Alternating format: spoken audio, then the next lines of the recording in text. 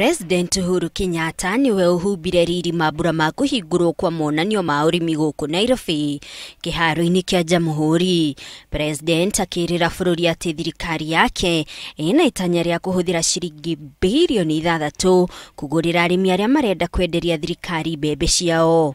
Oroho kibarua kinene ningi kiri kung'ethanira na ngunga iria ikoretwo ikiagagia urimi wa mbembe. In response, the government has constituted a multi-institutional technical team of experts and has provided Kenya shillings 300 million towards containing this pest. Thirikari ningi kiuga ni heanite shilingi milioni 300 niguo kuriukia urimi wa kahua bururi-ini. Reforms are aimed at strengthening the farmers, cooperative societies, rehabilitation of the coffee factories, and the promotion of value addition, as well as product diversification.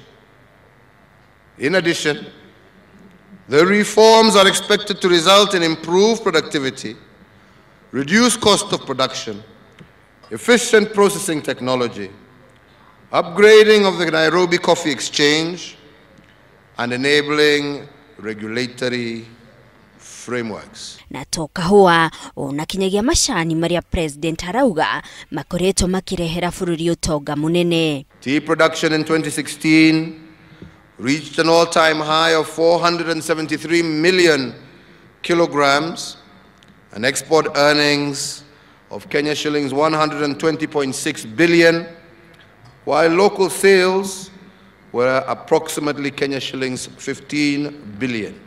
Mothe kenda thirikari igaire ministry ya urimi shilingi bilioni 30 kugacirithia urimi wa mahiu na kuruta insurance kuri arimi airio na mahiu hamwe na mibango ingi. Ngiribotera Inooro TV njitagwo Monica Kaguni.